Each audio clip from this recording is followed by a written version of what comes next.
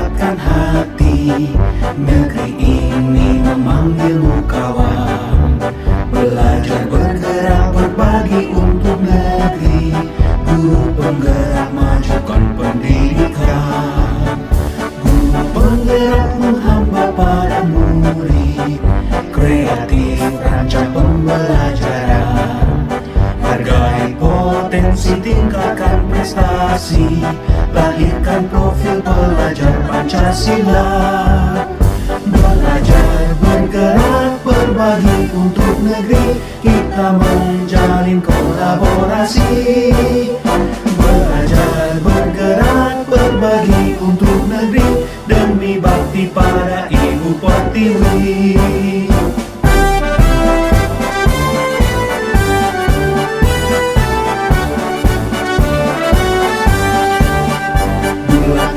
Tekad kuatkan hati. Negeri ini memanggilmu kawan. Belajar bergerak berbagi untuk negeri. Guru penggerak majukan pendidikan. Guru penggerak menghamba pada murid. Kreatif rancang pembelajaran. Hargai potensi, tingkatkan prestasi. Lahirkan profil pelajar Pancasila. Belajar bergerak Assalamualaikum warahmatullahi wabarakatuh. Waalaikumsalam warahmatullahi wabarakatuh.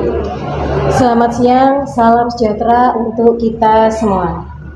Kepada yang terhormat Kepala Sekolah SD Negeri Wates Kecamatan Sumbergembol, yang kami hormati Bapak Ibu Guru beserta staf SD Negeri Wates Kecamatan Sumbergembol, yang kami hormati Bapak Hamim Asrori selaku calon guru penggerak angkatan 9, dan juga Bapak Ibu serta tamu undangan yang saya hormati.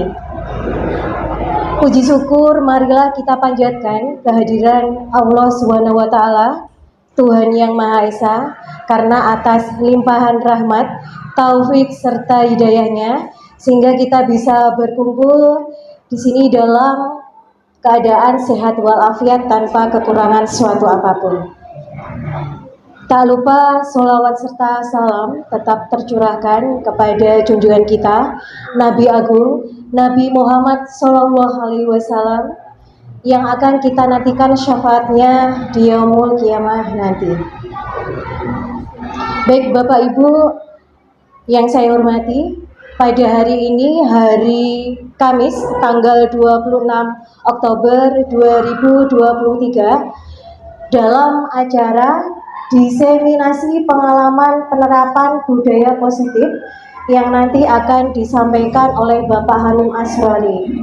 Nah, sebelum acara ini kita mulai, terlebih dahulu marilah kita buka dengan bacaan basmalah bersama-sama. Bismillahirrahmanirrahim. Baik, terima kasih. Baik Bapak Ibu, selanjutnya kita ke acara pemaparan, yaitu tentang diseminasi pengalaman penerapan budaya positif oleh Bapak Hamim Asrori SPDI, calon guru penggerak angkatan 9 di SD Negeri Wates, Kabupaten Tulungagung. Kepada Pak Hamim Asrori, disilakan.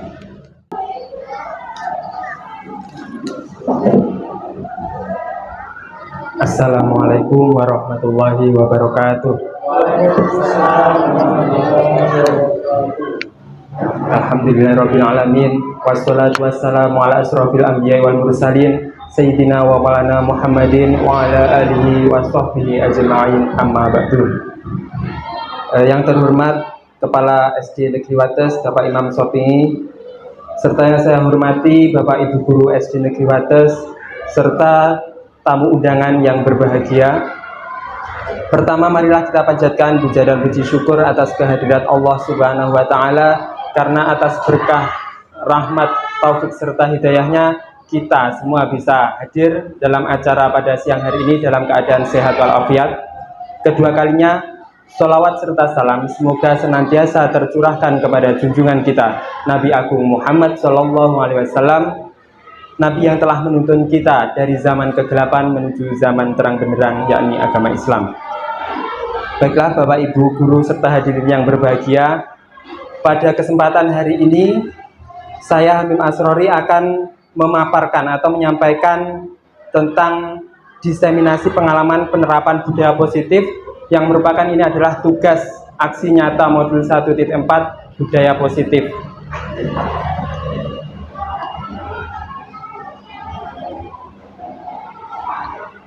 Baiklah, ada pepatah yang mengatakan tak kenal maka tak sayang, maka saya akan perkenalkan diri dulu. Nama saya Hamim Asrori, calon guru penggerak angkatan 9 dari SD Negeri Wates, Kecamatan Sumbergempol, Kabupaten Tulungagung. Dan di sini saya mendapatkan seorang fasilitator yang luar biasa, yaitu Bapak Subagio SPD, dan pengajar praktik saya yaitu Ibu Ida Yumima Maulidia SPD Eskom.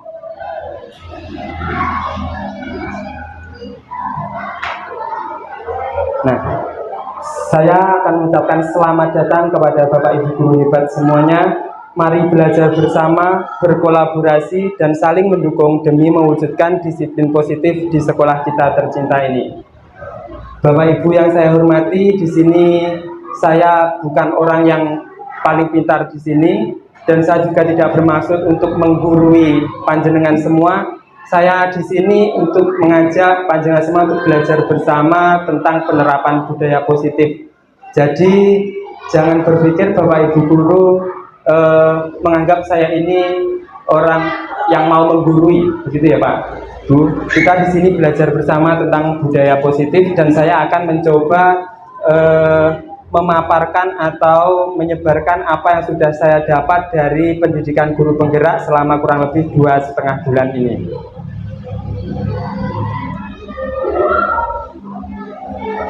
Baiklah, di modul 1.4 ini terdapat 7 materi. Yang pertama yaitu perubahan paradigma belajar, yang kedua disiplin positif, yang ketiga motivasi perilaku manusia, yang keempat kebutuhan dasar manusia, yang kelima posisi kontrol restitusi, keenam keyakinan kelas, dan yang ketujuh adalah segitiga restitusi, yang nantinya ketujuh materi ini akan saya paparkan pada kesempatan siang hari ini.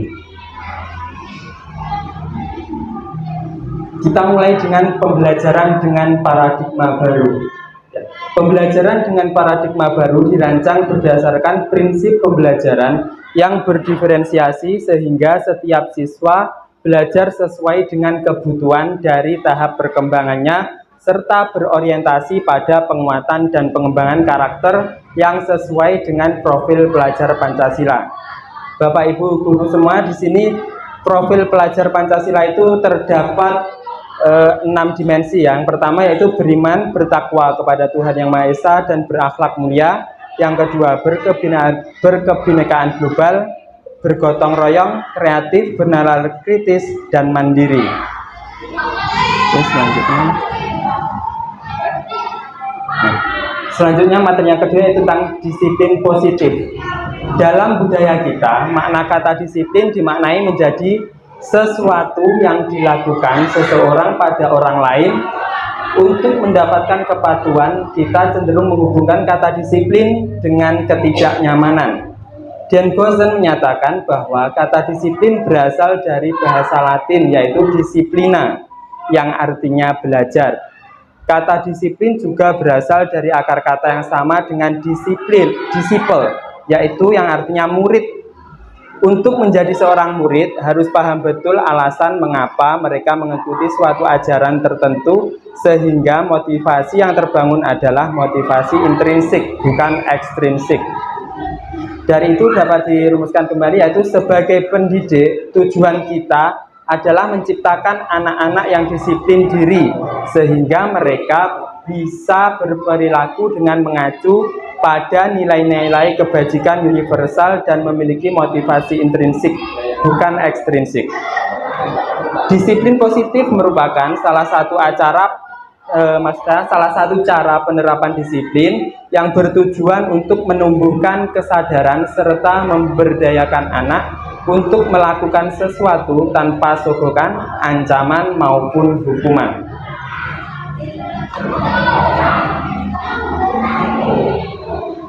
Nah, berikut adalah disiplin positif untuk penerapannya, yaitu yang pertama bisa menggunakan hukuman, konsekuensi, atau restitusi.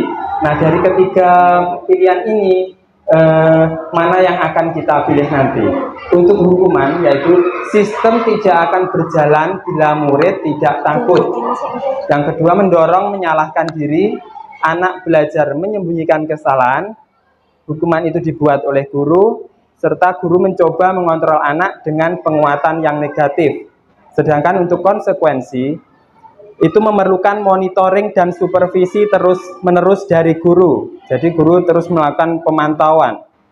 Yang kedua, mendorong kepatuhan, anak belajar taat peraturan, dibuat oleh guru dan murid, mencoba mengontrol anak dengan penguatan yang positif. Yang ketiga, yaitu restitusi. Murid belajar bertanggung jawab untuk perilakunya. Yang kedua, mendorong disiplin positif, anak belajar memecahkan masalah, dibuat sendiri oleh murid, anak paham bahwa dirinya sendiri yang pegang kendali kontrol atas diri mereka sendiri.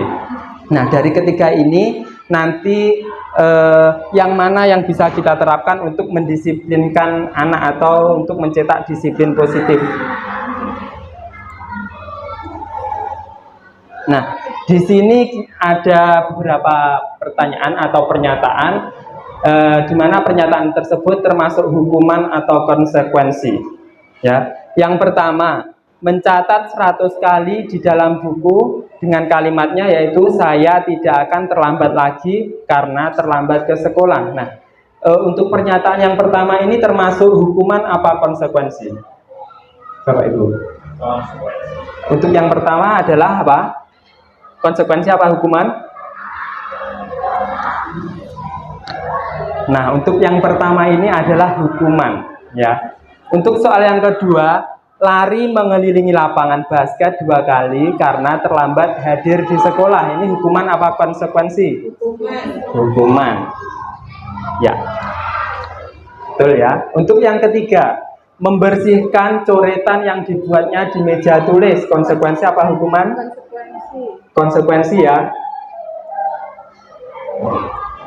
Oke, betul. Untuk yang keempat, murid diminta untuk push up 15 kali karena tidak menggunakan masker ke sekolah. Hukuman atau konsekuensi? Hukuman. Ini adalah bentuk hukuman karena menyakitkan ya. Selanjutnya, menggantikan kertas tugas teman yang telah dicoret-coret. Konsekuensi. Pertanyaan selanjutnya, berjemur di lapangan basket pukul 12 siang karena mengobrol dengan teman. Hukuman. Murid diminta bertelanjang kaki sepanjang hari karena tidak menggunakan sepatu warna hitam sesuai peraturan sekolah. Hukuman. Oke, selanjutnya, berdiri di depan kelas sambil mengangkat satu kaki karena tidak bisa menjawab pertanyaan. Apa hukuman apa konsekuensi? Ada yang konsekuensi, ada yang hukuman. Pernyataan ini adalah termasuk hukuman. Ya. Yang selanjutnya, membersihkan tumpahan air di meja tulis karena tersenggol pada saat belajar. Konsekuensi. Dan yang terakhir, kehilangan 10 menit jam istirahat untuk mengerjakan tugas karena terlambat datang dan tertinggal pelajaran 10 menit. Itu konsekuensi ya. Jadi Bapak Ibu sudah bisa membedakan yang mana hukuman, mana konsekuensi. Kalau hukuman itu pasti efeknya akan lama dan anak tersebut akan merasa sakit hati dan bisa-bisa membenci orang yang memberikan hukuman. Sedangkan jika konsekuensi itu lebih baik daripada hukuman. Dan nanti ada yang lebih baik lagi yaitu yang namanya restitusi. Karena restitusi itu membangun budaya positif dari dalam diri anak tersebut. Jadi tidak perlu pemantauan lagi, anak sudah sadar diri. Selanjutnya itu motivasi perilaku manusia. Motivasi merupakan dorongan yang timbul pada diri seseorang secara sadar atau tidak sadar untuk melakukan suatu tindakan dengan tujuan tertentu. Dan Gozen menyatakan ada 3 motivasi perilaku manusia. Yang pertama yaitu menghindari ketidaknyamanan atau hukuman. Yang kedua, mendapatkan imbalan atau penghargaan dari orang lain. Yang ketiga, menghargai nilai kebajikan diri sendiri. Nah, di sini adalah motivasi seseorang untuk melakukan sesuatu itu karena apa? Yang pertama, apakah mereka itu melakukan itu karena takut untuk dihukum atau untuk menghindari ketidaknyamanan?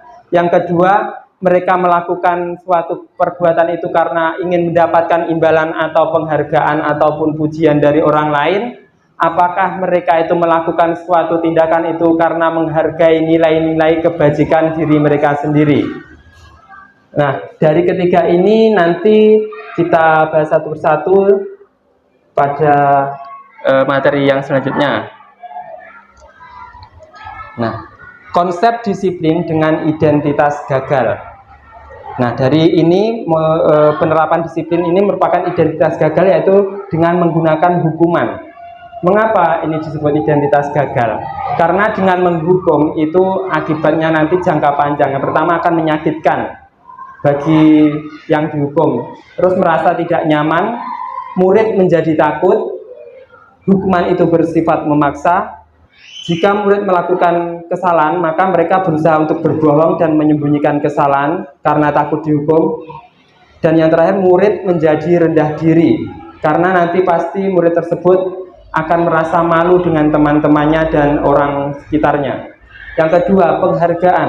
Nah, penghargaan di sini juga bisa termasuk penerapan disiplin yang termasuk gagal, karena tidak efektif, merusak hubungan atau sifat iri. Di sini sifat iri nanti jika dalam satu kelas anak tersebut anak yang mungkin berprestasi itu diberi penghargaan, maka anak yang lainnya akan merasa iri dengan penghargaan tersebut. Yang ketiga, mematikan kreativitas, menghukum dengan sistem ranking, dan yang terakhir adalah merampas hak menghargai dirinya sendiri. Nah, ini dihukum oleh penghargaan. Saat kita berulang kali menjanjikan hadiah kepada anak-anak agar berperilaku bertanggung jawab, atau kepada seorang murid agar mempelajari sesuatu yang baru, atau kepada seorang karyawan agar melakukan pekerjaan yang berkualitas, kita sedang berasumsi mereka tidak dapat melakukannya, atau mereka tidak akan memilih untuk melakukannya, karena mereka itu berasumsi karyawan atau murid tersebut melakukan suatu kegiatan hanya karena ingin mendapatkan penghargaan, bukan dari dalam dirinya sendiri. Nah, ini lanjutannya, Alfikon mengemukakan baik penghargaan maupun hukuman adalah cara-cara mengontrol perilaku seseorang yang menghancurkan potensi untuk pembelajaran yang sesungguhnya. Menurut Kohn, secara ideal tindakan belajar itu sendiri adalah menghargai yang sesungguhnya. Nah, belajar itu adalah menghargai dirinya sesungguhnya. Nah, selanjutnya teori Alfikon mengenai penghargaan itu apa saja? Yaitu yang pertama, penghargaan efektif jika kita menginginkan seseorang melakukan sesuatu yang kita inginkan dalam jangka waktu pendek. Yang kedua, jika kita menggunakan penghargaan lagi dan lagi, maka orang tersebut akan bergantung pada penghargaan yang diberikan, serta kehilangan motivasi dari dalam. Maksudnya hanya mengharapkan penghargaan. Jika tidak ada penghargaan, maka orang tersebut tidak mau melakukan sesuatu. Yang ketiga, penghargaan menghukum mereka yang tidak mendapatkan penghargaan. Misalnya dalam sistem ranking, mereka yang mendapatkan ranking kedua dan seterusnya akan merasa orang yang paling dihukum. Yang keempat, memberikan penghargaan dan hukuman adalah hal yang sama karena keduanya mencoba mengendalikan perilaku seseorang. Selanjutnya yaitu konsep disiplin dengan identitas sukses. Jadi yang tadi hukuman dan penghargaan tadi adalah termasuk identitas gagal.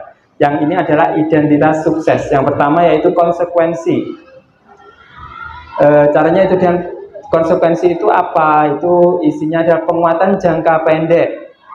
Dengan melakukan konsekuensi perlu monitoring berkelanjutan, stimulus respon, murid menghormati peraturan, kehilangan waktu untuk merenungi kesalahan, itu ada di konsekuensi. Selanjutnya adalah yang ketiga, yaitu restitusi. Murid bertanggung jawab untuk perilakunya, fokus pada pemecahan masalah jangka panjang. Murid menghormati dirinya dan orang lain. Keempat, teori kontrol, dirinya yang memegang kontrol. Murid bersemangat memperbaiki kesalahan. Oke, selanjutnya adalah kebutuhan dasar manusia. Nah, apa saja kebutuhan dasar manusia itu? Dalam materi yang saya pelajari, kebutuhan dasar manusia itu ada 5, yaitu yang pertama, kebutuhan untuk bertahan hidup. Yang kedua, kebutuhan akan kasih sayang dan rasa diterima. Yang ketiga, kebutuhan atas rasa kekuasaan atau penguasaan. Yang keempat, kebebasan. Dan yang kelima adalah kebutuhan akan kesenangan. Oke, selanjutnya contoh kasus kebutuhan dasar manusia. Nah, di sini ada contoh kasus, yaitu Ibu Siti, guru kelas 2 di SD Nusa Jaya, sedang bingung menghadapi ulah salah satu murid di kelasnya, yaitu Doni. Beberapa anak di kelas 2 telah datang kepadanya dan mengeluhkan Doni yang seringkali meminta bekal makan siang mereka dengan paksa. Jika Anda menghadapi situasi seperti maksudnya itu Ibu Siti, apa yang akan Anda lakukan? Menurut Anda, kira-kira apa alasan Doni melakukan hal tersebut? Nah, dari kasus tersebut, kira-kira kebutuhan apa yang ingin Doni dapatkan? Jika kembali ke kebutuhan dasar 5 kebutuhan dasar manusia tadi, Doni itu sering meminta bekal makanan temannya dengan paksa. Kira-kira dia ingin memenuhi kebutuhan dasar manusia yang bagian apa? Apakah bertahan hidup? Apakah kasih sayang dan rasa diterima? Apakah ingin penguasaan, kebebasan, atau kesenangan? Apa? Ya, karena dia membutuhkan makan berarti ingin bertahan hidup. Dan juga bisa penguasaan, karena dia merasa anak yang berkuasa di kelas tersebut. Jadi teman-temannya harus tunduk terhadap perintahnya, atau harus memenuhi kemauan dari anak tersebut atau Doni. Oke, selanjutnya yaitu konsep disiplin melalui pendekatan restitusi. Sebuah cara untuk menanamkan disiplin positif pada murid, ya. Nah, restitusi itu apa? Restitusi itu adalah proses menciptakan kondisi bagi murid untuk memperbaiki kesalahan mereka sehingga mereka bisa kembali kepada kelompok mereka dengan karakter yang lebih kuat. Itu adalah pernyataan Gozen tahun 2004. Nah, untuk restitusi itu apa saja? Itu bukan menebus kesalahan, namun belajar dari kesalahan. Yang selanjutnya, memperbaiki hubungan, tawaran bukan paksaan, dan restitusi itu menuntun untuk melihat ke dalam diri. Selanjutnya, mencari kebutuhan dasar yang mendasari tindakan. Yang selanjutnya, fokus pada karakter bukan tindakan. Dan yang terakhir, menguatkan dan fokus pada solusi. Jadi restitusi itu adalah penyelesaian masalah dengan menggunakan solusi yang tepat. Yang paling tepat itu adalah menggunakan restitusi. Nah, ini adalah perbedaan dari hukuman, konsekuensi, dan restitusi.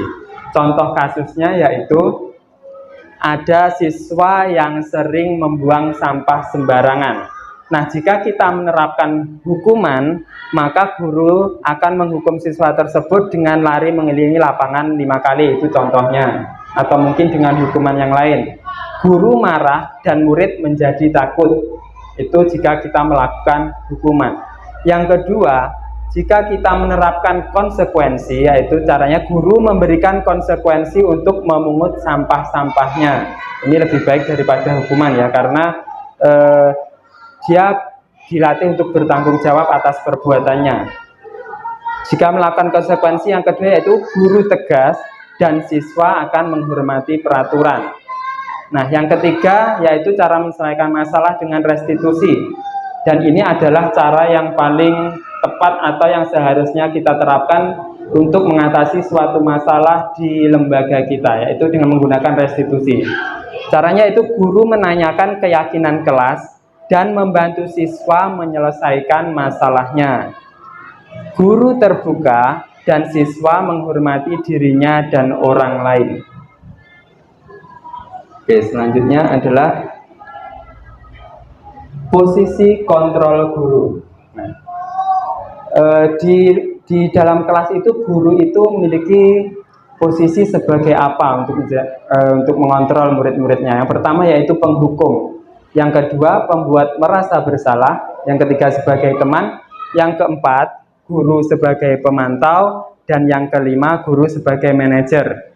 Mana yang kita pilih untuk posisi kita di dalam kelas? Apakah penghukum, apakah pembuat merasa bersalah, atau sebagai teman, pemantau, atau manajer? Nah, untuk penghukum sendiri itu contohnya bisa menggunakan kata-kata patuhi aturan saya atau awas, seperti itu. Kemudian kamu selalu saja salah. Yang lain adalah kamu pasti selalu yang terakhir selesai. Untuk pembuat merasa bersalah, kita menanamkan menjudge anak itu bersalah. Itu dengan kata-kata ibu sangat kecewa sekali dengan kamu. Yang kedua, berapa kali bapak harus memberitahu kamu ya. Itu adalah contoh kata-kata untuk membuat merasa bersalah terhadap murid. Yang ketiga, sebagai teman. Nah, sebagai teman itu apa yang bisa dikatakan? Yang pertama, ayo bantulah demi bapak ya. Selanjutnya, ayo ingat tidak bantuan bapak selama ini. Itu adalah contoh kata-kata ketika menjadi teman. Yang keempat yaitu pemantau. Dari pemantau ini kata-katanya adalah apa yang telah kamu lakukan. Yang kedua, sanksi atau konsekuensinya apa dari kamu melakukan perbuatan itu. Nah, yang kelima adalah manajer. Manajer ini pasti akan melaksanakan restitusi untuk mengatasi suatu masalah. Yang pertama bisa dengan menggunakan kalimat apakah kamu tahu kesalahanmu. Yang kedua, apa rencana kamu untuk memperbaiki hal ini. Baiklah Bapak Ibu, sekarang mari kita menentukan berada pada posisi kontrol mana seorang guru itu berada. Nah, seperti ini pertanyaannya, berada pada posisi kontrol mana menurut Anda yang sering mengucapkan pernyataan ini? Baiklah, yang pertama, saya kecewa sekali dengan kamu. Nah, kalimat ini kira-kira diucapkan oleh siapa? Apakah posisi guru? Bagaimana Bapak Ibu? Lupa ya. Sebentar, saya ulangi lagi. Saya kembali. Nah, ini adalah posisi kontrol guru. Yang pertama ada penghukum, pembuat merasa bersalah, teman, pemantau, dan manajer. Nah, diingat ya Bapak Ibu guru, nanti kita belajar menentukan kalimat-kalimat berikut ini diucapkan oleh guru yang berada pada posisi kontrol yang mana. Apakah nanti penghukum, pembuat merasa bersalah, teman, pemantau, atau manajer. Oke? Ya. Baiklah, next. Selanjutnya adalah, nah, ini ada beberapa kalimat. Nah, kalimat-kalimat ini nanti diucapkan oleh siapa? Mari kita tentukan atau kita tebak bersama-sama. Untuk yang pertama yaitu saya kecewa sekali dengan kamu. Nah, kalimat ini kira-kira diucapkan oleh guru yang berada pada posisi kontrol apa? Apakah penghukum atau manajer? Apa? Penghukum. Coba kita lihat apakah nanti ini adalah penghukum ya. Yang lain apa?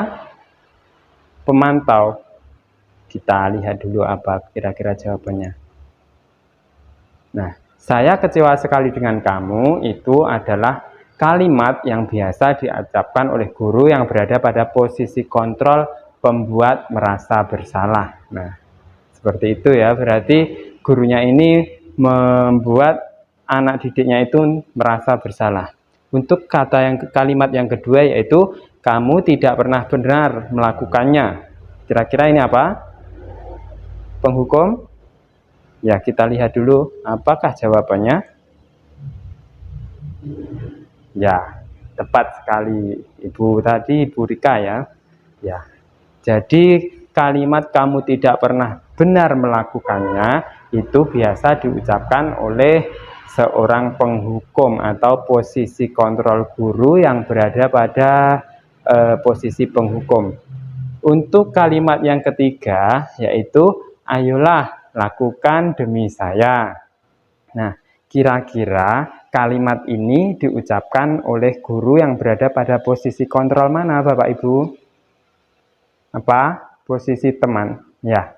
Kita lihat jawabannya apakah benar posisi teman? Ya, betul sekali. Jadi kalimat ayolah lakukan demi saya itu diucapkan oleh guru yang berada pada posisi kontrolnya sebagai seorang teman. Untuk kalimat yang keempat, kalimatnya berbunyi seperti ini.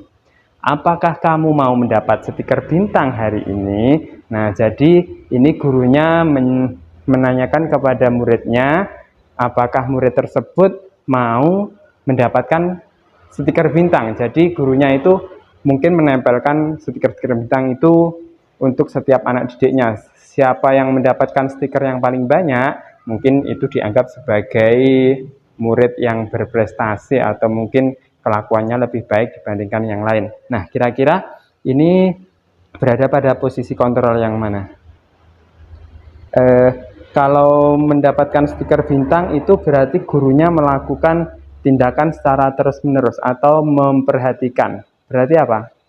Pemantau, ya benar, pemantau. Mungkin kita lihat apakah benar? Ya, betul. Jadi guru yang menjanjikan stiker bintang itu biasanya berada pada posisi pemantau. Selanjutnya yaitu bagaimana kamu bisa menyelesaikan masalah ini. Nah, kira-kira kalimat ini biasanya diucapkan oleh guru yang berada pada posisi kontrol mana, Bapak Ibu? Ya. Bagaimana kamu bisa menyelesaikan masalah ini? Apa? Sebagai manajer. Sepertinya ini apa ya? Kita lihat bersama-sama. Ya, betul sekali, manajer. Jadi Bapak Ibu sudah bisa ya membedakan kalimat-kalimat mana yang diucapkan sebagai penghukum, pemantau, pembuat rasa bersalah, serta teman. Nah, untuk selanjutnya ini kira-kira berada pada posisi kontrol mana? Kamu selalu yang paling terakhir. Apa? Penghukum. Yang sana penghukum, yang sana pembuat merasa bersalah. Kira-kira ini apa? Mari kita coba buka. Kamu selalu yang terakhir. Ini yang mengatakan adalah penghukum. Ya, berarti Ibu yang tepat ya. Ini adalah kalimat yang diucapkan oleh seorang penghukum. Untuk kalimat selanjutnya. Siapa yang mengatakan kamu tidak akan mendapatkan bintang bila tidak menyelesaikan tugas ini ya. Nah, kira-kira siapa Bapak Ibu ini yang mengatakan? Ini ada bintang-bintang tadi seperti kalimat sebelumnya, yaitu apakah kamu mendapatkan stiker bintang hari ini? Apakah ini sama? Kalau yang tadi sebagai pemantau, mungkin yang ini apakah pemantau juga? Ya, kita lihat ya. Iya, tepat sekali. Ini sama ya, berarti guru itu melakukan pengawasan secara terus-menerus atau kontinu. Jadi, yang mengatakan kalimat kamu tidak akan mendapatkan bintang bila tidak menyelesaikan tugas ini ya, itu biasa diucapkan oleh seorang pemantau, begitu. Untuk kalimat selanjutnya. Berapa kali sih saya sudah mengatakan kepada kamu? Nah, kira-kira kalimat ini diucapkan oleh siapa, Bapak Ibu Guru? Siapa? Apakah teman? Ataukah pemantau? Coba kita lihat apa ya? Apakah? Ya, sebentar Bapak Ibu. Ya, ternyata kalimat ini diucapkan oleh seorang pembuat merasa bersalah atau guru yang membuat siswanya untuk merasa bersalah. Nah, harapannya mungkin guru tersebut ingin anak didiknya itu tidak akan mengulangi perbuatannya lagi. Seperti itu. Untuk kalimat selanjutnya, siapakah yang mengatakan, ingat bukan apa yang telah saya lakukan untuk kamu? Berarti ini membicarakan masa lampau. Mungkin gurunya telah melakukan suatu perbuatan atau memberikan suatu nasihat kepada anak didiknya, sehingga guru ini meminta untuk mengingat apa yang telah dilakukan atau apa yang pernah dilakukan oleh gurunya. Kira-kira ini siapa yang mengatakan? Teman? Coba kita lihat sebentar. Betul sekali, ini adalah yang mengatakan adalah teman atau guru yang berperan sebagai seorang teman. Apakah Bapak Ibu pernah mengatakannya? Ya, pernah ya. Ya. Selanjutnya, kamu tidak akan pernah berhasil dalam kehidupan ini. Nah, kira-kira kalimat ini diucapkan oleh siapa? Monggo Bapak Ibu guru. Siapa? Kamu tidak akan pernah berhasil dalam kehidupan ini. Mungkin intonasinya seperti itu. Apakah pembuat merasa bersalah atau penghukum? Kalau dilihat kalimatnya ini agak keras ya. Ya Bapak. Penghukum, coba kita lihat dulu. Ya, bagus sekali Pak. Berarti Bapak sudah bisa membedakan mana posisi penghukum, teman, pembuat merasa bersalah, atau pemantau. Nah, untuk kalimat yang terakhir, ini apa rencanamu untuk menyelesaikan ini? Nah, mungkin ini intonasinya agak datar atau sedang ya. Siapa yang mengatakan kalimat tersebut? Apa rencanamu untuk menyelesaikan ini? Nah, ini kayaknya lebih bijak ya. Gurunya itu kalau dirasa dari kalimatnya atau dilihat dari kalimatnya itu kalimatnya lebih enak didengar. Apa? Ya Bu, manajer. Ya, kita lihat Bu ya, apakah benar ini manajer? Ya, tepat sekali.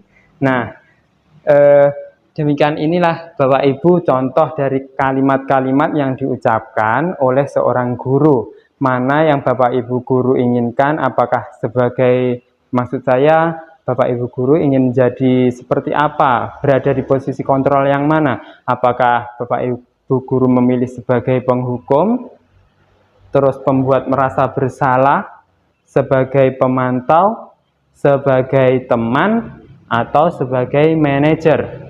Nah, silahkan, itu adalah hak Bapak Ibu guru untuk menentukan di posisi yang mana Bapak Ibu guru inginkan. Apakah menjadi penghukum itu Bapak Ibu guru merasa sangat yakin atau bisa menerapkan budaya positif atau mencetak anak yang memiliki karakter positif?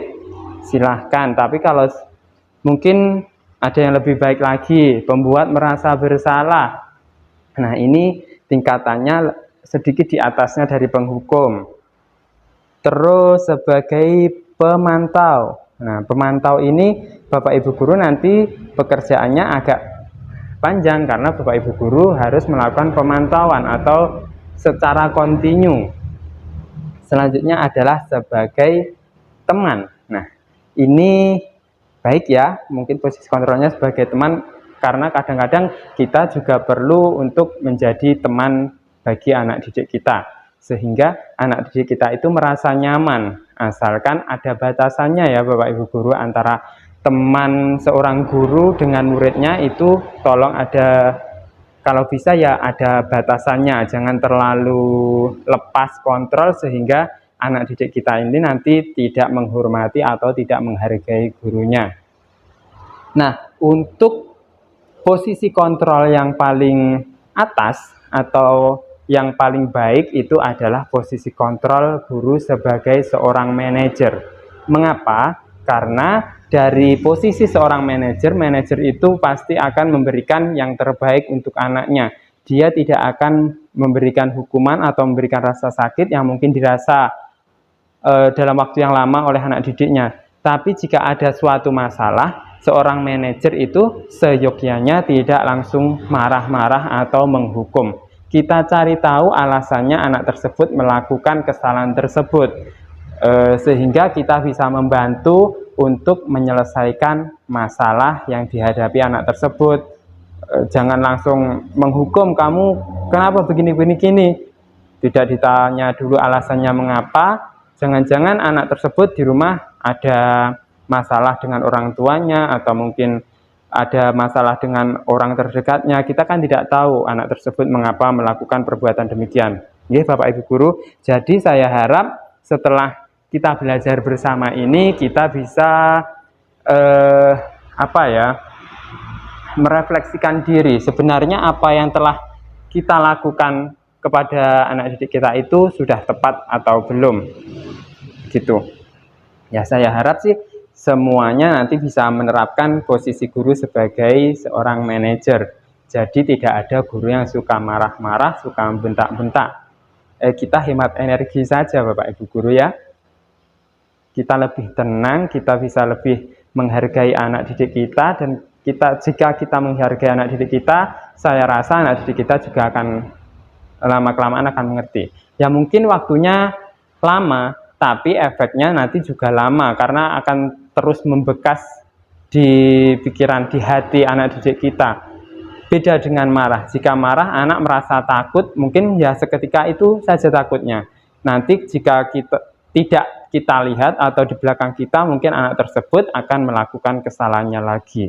Nah, itu bedanya motivasi dalam diri dan motivasi dari luar, atau yang tadi disebut ada motivasi ekstrinsik, ada juga motivasi intrinsik. Ya, memang untuk menciptakan motivasi intrinsik itu perlu waktu.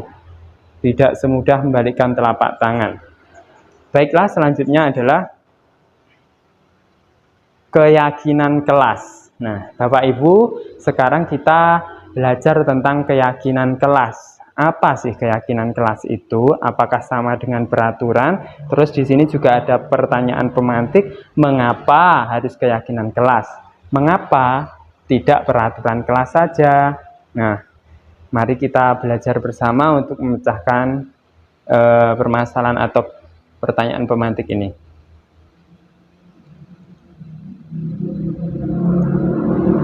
Nah, keyakinan kelas. Keyakinan adalah nilai-nilai kebajikan universal yang disepakati secara tersirat dan tersurat terlepas dari latar belakang suku, negara, bahasa, maupun agama. Seseorang akan lebih tergerak dan bersemangat untuk menjalankan keyakinannya daripada hanya sekedar mengikuti serangkaian peraturan tertulis tanpa makna. Murid-murid pun demikian, mereka perlu mendengarkan dan memahami arti sesungguhnya tentang peraturan-peraturan yang diberikan. Apa nilai-nilai kebajikan di balik peraturan tersebut? Apa tujuan utamanya, dan menjadi tidak tertarik atau takut sehingga hanya sekedar mengikuti serangkaian peraturan-peraturan yang mengatur tanpa memahami tujuan mulianya. Nah, itu jika peraturan. Selanjutnya adalah ini tentang cara pembentukan kelas atau bagaimana pembentukan keyakinan kelas itu. Nah, bagaimana caranya? Yang pertama ini peraturan, ciri-cirinya adalah peraturan kelas, keyakinan kelas itu lebih abstrak daripada peraturan.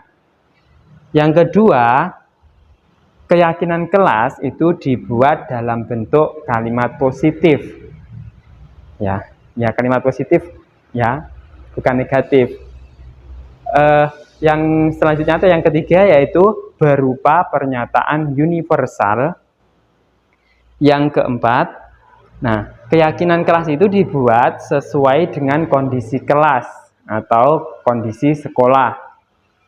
Yang kelima, keyakinan kelas itu tidak perlu banyak-banyak, sedikit saja agar mudah diingat. Untuk yang terakhir tentang keyakinan kelas adalah semua warga kelas terlibat dalam pembuatannya. Jadi kalau keyakinan kelas itu dibuat oleh semua warga kelas tersebut, tidak hanya gurunya, tapi dibuat bersama-sama antara guru dengan murid, ya. Dan peraturan keyakinan kelas ini diharapkan bisa diyakini oleh semua warga kelas sehingga akan tercipta budaya positif seperti itu.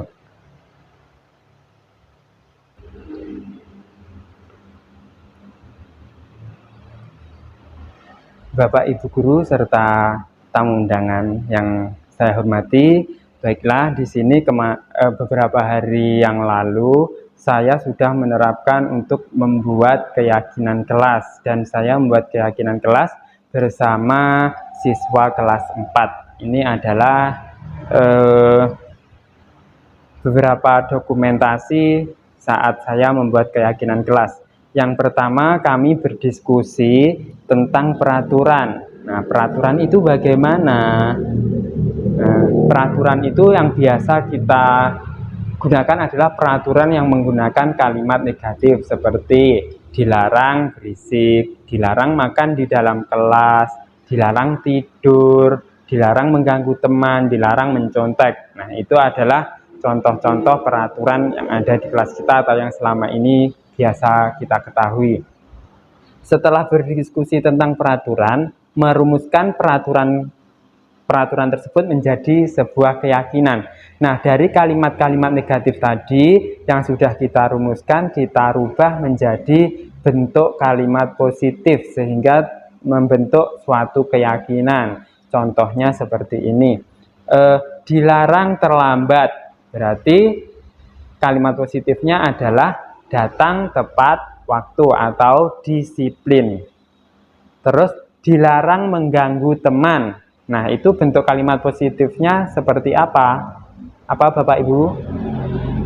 Dilarang mengganggu teman. Mungkin bisa diubah atau dibuat kalimat positif menjadi saling menghormati. Seperti itu ya. Nah, setelah peraturan-peraturan tersebut diubah menjadi keyakinan, maka anak-anak tersebut menuliskan keyakinan tersebut di kertas atau sticky note, kemudian ditempelkan. Setelah ditulis di sticky note, anak-anak menempelkan keyakinan kelasnya. Ini adalah kegiatan menempelkan keyakinan kelas.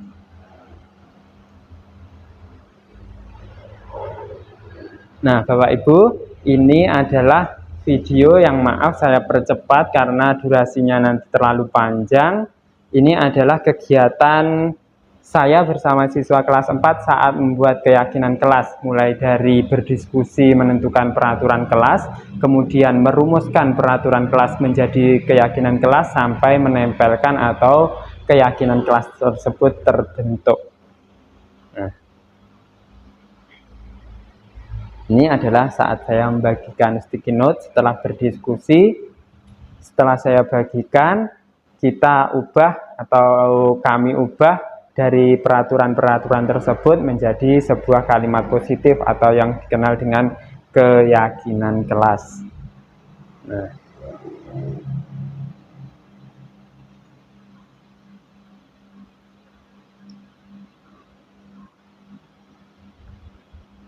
Nah, ini adalah keaktifan dari siswa-siswi kelas 4 ya. Nah, itu adalah saat menempelkan.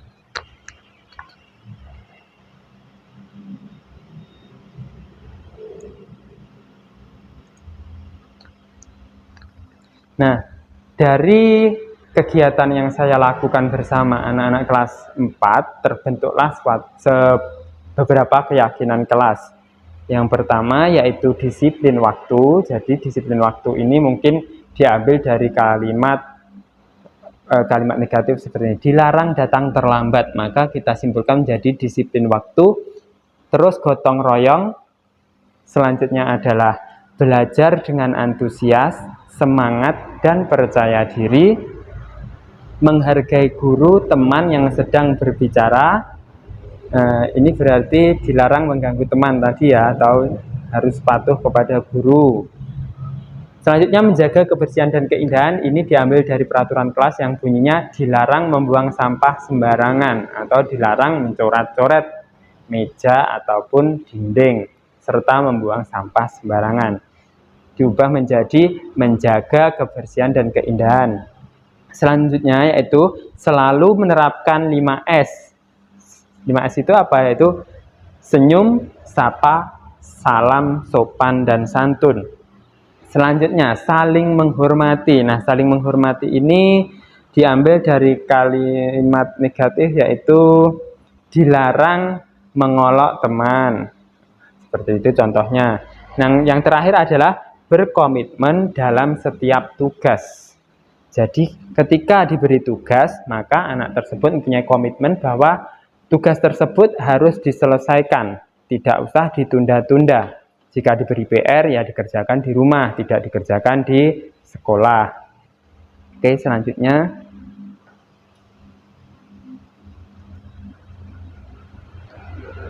Nah, selanjutnya Bapak Ibu kita belajar tentang segitiga restitusi. Sebenarnya apa sih segitiga restitusi itu? Mari kita belajar bersama ya. Nah, di sini pengertiannya adalah segitiga restitusi adalah proses menciptakan kondisi bagi murid untuk memperbaiki kesalahan mereka, sehingga mereka bisa kembali pada kelompok mereka dengan karakter yang lebih kuat, tentunya karakter positif. Nah, ada 3 tahapan dalam segitiga restitusi karena namanya segitiga. Nah, untuk tingkat yang paling bawah atau awalnya kita menstabilkan identitasnya dulu. Jadi jika ada anak yang melakukan kesalahan, kita stabilkan identitasnya dulu. Contohnya seperti kalimat ini, jangan takut, semua orang pasti pernah melakukan kesalahan. Nah, itu adalah contoh kalimat untuk menstabilkan identitas. Nah, tingkat yang kedua atau urutan yang kedua untuk segitiga restitusi adalah validasi tindakan yang salah. Nah, kita bisa menanyakan alasan anak tersebut melakukan pelanggaran itu. Apa alasannya? Karena saya yakin anak itu pasti punya alasan. Selanjutnya adalah menanyakan keyakinan. Nah, ini adalah yang paling akhir atau urutan yang paling akhir, yaitu dengan menanyakan keyakinan. Mengapa anak tersebut melanggar aturan itu dan keyakinan apa yang telah ia langgar. Nah, itu adalah urut-urutan dari segitiga restitusi. Segitiga restitusi itu lebih mudahnya kita memahami adalah cara memecahkan suatu masalah dengan memberikan solusi. Ya, jika anak melakukan suatu pelanggaran, kita bantu anak tersebut untuk menyelesaikannya dengan memberikan solusi yang kita bangun dari dalam diri anak tersebut. Jadi kita tidak perlu marah-marah ataupun melakukan bentakan-bentakan maupun hukuman. Itu nggih Bapak Ibu. Oke, selanjutnya adalah ini sebentar. Bapak Ibu, ini adalah praktek saya dalam menerapkan restitusi atau segitiga restitusi. Nah, nanti ada 2 video. Yang pertama ini ketika menghadapi anak yang datang terlambat, padahal pada hari itu anak tersebut harusnya piket. Jadi selain terlambat, anak tersebut juga waktunya piket. Nah, mari kita simak ya.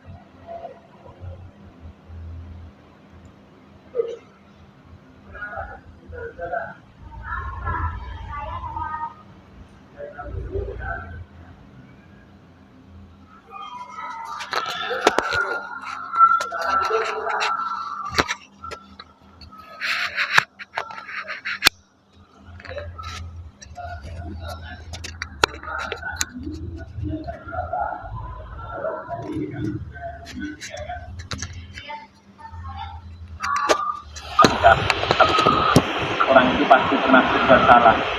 Saya sendiri dulu juga pernah berbuat salah. Tapi kalau boleh tahu, mengapa Mirta hari ini sampai bangunnya telat? Begini Pak, ibu saya tadi malam repot membuat kue sampai larut malam. Dan ketika ibu menyuruh saya untuk tidur, saya tidak mau dan tetap ngeyel membantu ibu untuk membuat kue sampai selesai. Ya, inilah sebenarnya yang kamu lakukan dengan membantu orang tua itu sangat baik. Namun kamu tahu kan, akibatnya jika tidur kamu itu telat. Iya Pak. Kalau kamu tahu, apa yang akan kamu lakukan untuk memperbaikinya? Saya akan tidur lebih awal agar bisa bangun pagi Pak. Bagus. Tapi hari ini kamu tahu telah melanggar keyakinan kelas. Keyakinan kelas apa yang kamu langgar? Tentang kedisiplinan Pak. Saya terlambat ditambah 3 tiket. Oke, kamu tahu itu. Kamu tahu kan kenapa diajarkan disiplin? Tahu Pak, diajarkan disiplin agar kelak saya bisa menjadi orang yang disiplin dan dapat menghargai waktu. Alhamdulillah, kalau kamu sudah tahu, sekarang silakan kamu kembali ke kelas dan belajar dengan baik. Semoga kejadian yang kamu lakukan hari ini tidak terulang lagi, ya. Iya Pak, terima kasih. Silakan kembali ke kelas.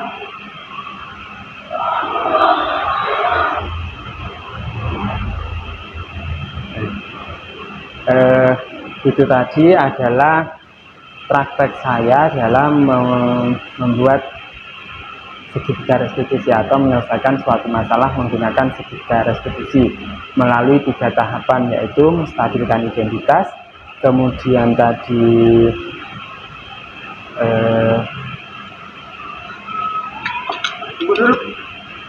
validasi tindakan yang salah, dan yang terakhir adalah menanyakan keyakinan.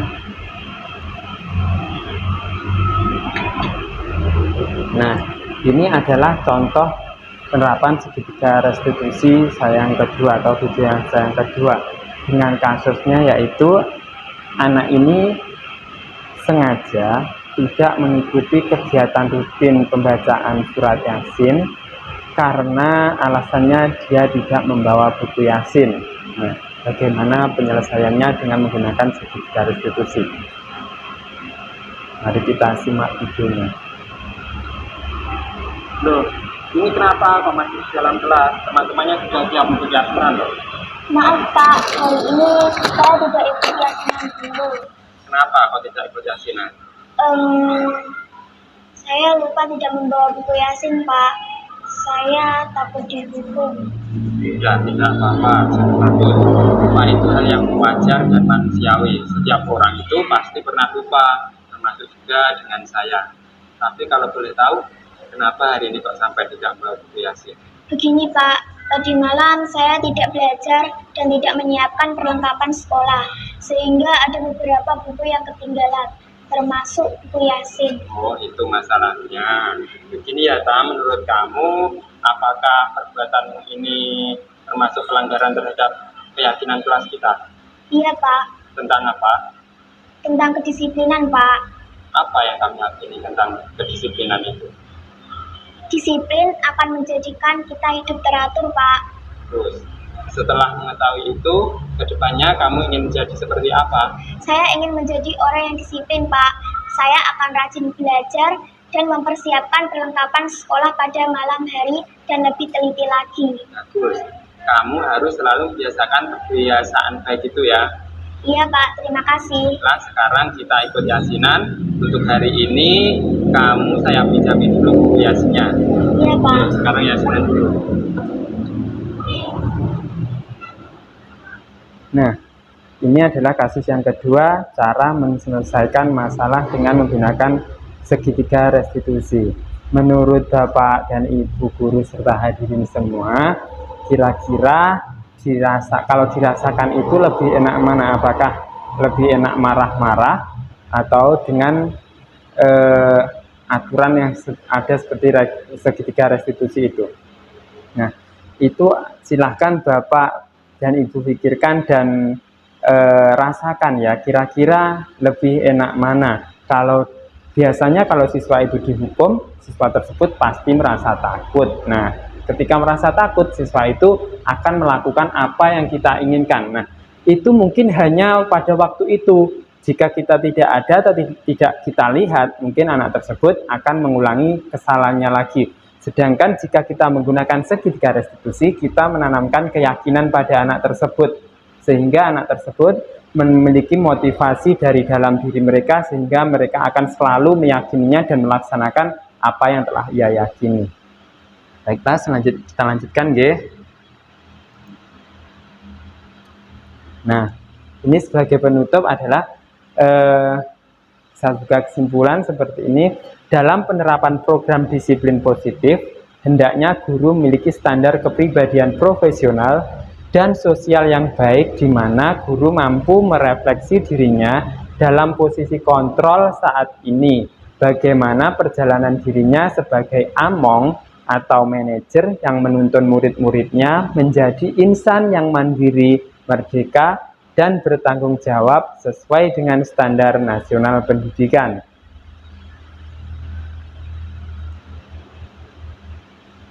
Nah, terima kasih Bapak Ibu guru semua serta tamu undangan yang saya hormati. Terima kasih atas kehadirannya, telah menyempatkan waktunya untuk mengikuti diseminasi ini untuk membantu saya dalam melengkapi tugas aksi nyata modul 1.4. Baiklah, saya tutup dengan kalimat dari Walt Disney yang bunyinya seperti ini. Semua impian pasti bisa Anda wujudkan jika Anda memiliki keberanian untuk mengejar mereka. Sekian dari saya. Jika ada kurang lebihnya mohon maaf ya. Selanjutnya saya kembalikan kepada Bu Ani selaku moderator. Terima kasih.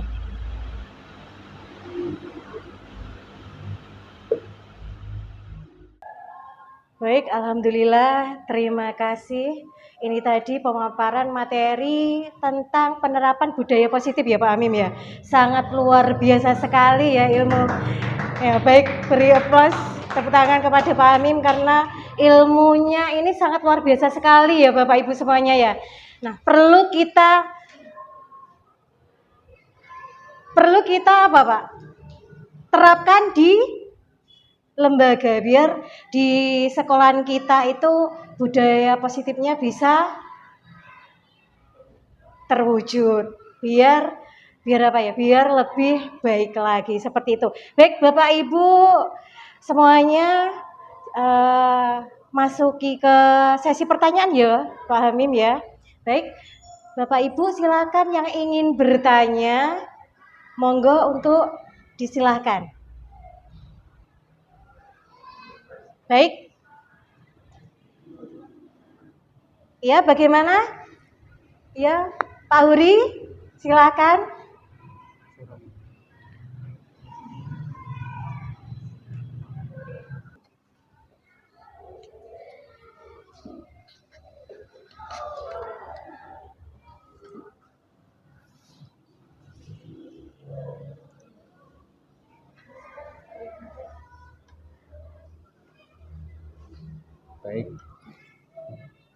Baik, terima kasih atas waktu yang diberikan.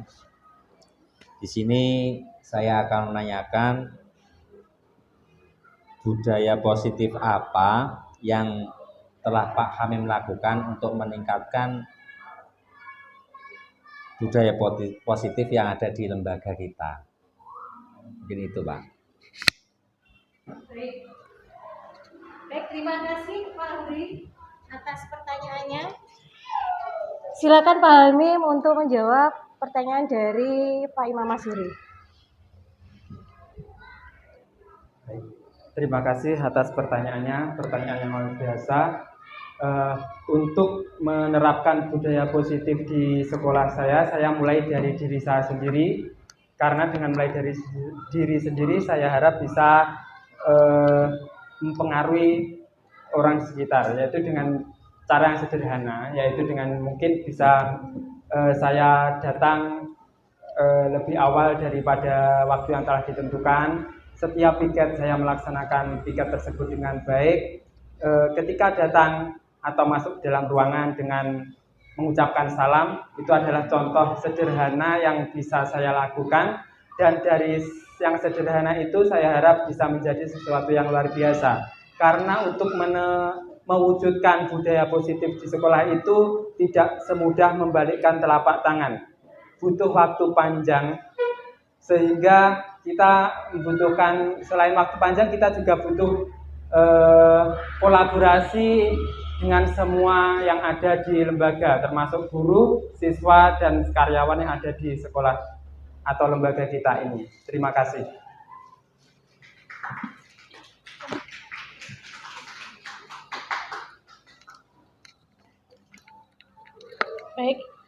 Baik, itu tadi jawaban atas pertanyaan yang telah yang sudah ditanyakan dari Pak Imam Mas-Huri. Bagaimana Pak Huri? Atas jawaban dari sudah paham atau mungkin masih ada yang perlu ditanyakan kembali? Sudah, baik, alhamdulillah, terima kasih. Baik, untuk selanjutnya silakan kepada Bapak Ibu yang ingin bertanya, silakan untuk menyampaikan pertanyaannya. Monggo, disilakan. Siapa? Baik, Ibu Rika ya.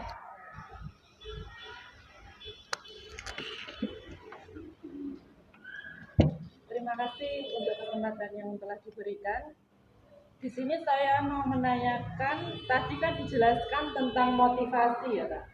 Terus yang saya tanyakan yaitu apa motivasi Anda mengikuti program guru penggerak ini? Ya, terima kasih. Ya.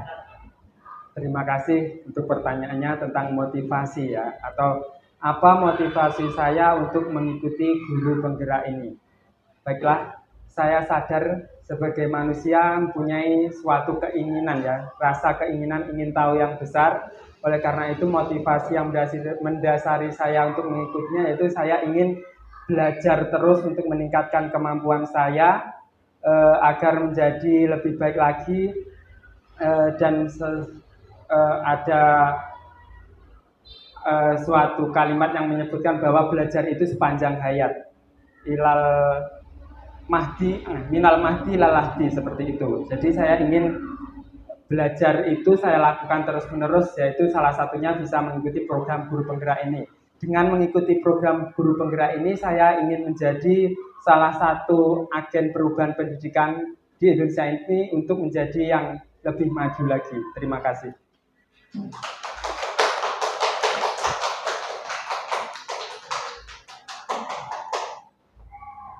Baik, terima kasih.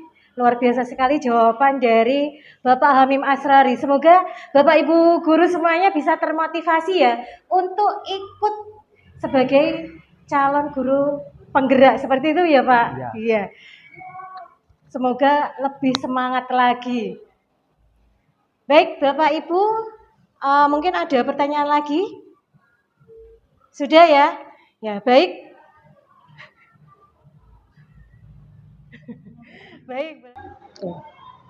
Baik Bapak Ibu hadirin semuanya, demikian tadi pemaparan materi yaitu tentang diseminasi pengalaman penerapan budaya positif yang telah disampaikan oleh Bapak Hamim Asrari SPDI. Semoga dari pemaparan materi tadi bisa bermanfaat, ilmunya bisa bermanfaat untuk kita semuanya supaya kita bisa mengembangkan budaya positif di SD Negeri Wates. Demikian akhir kata, wassalamualaikum warahmatullahi wabarakatuh. Waalaikumsalam warahmatullahi wabarakatuh.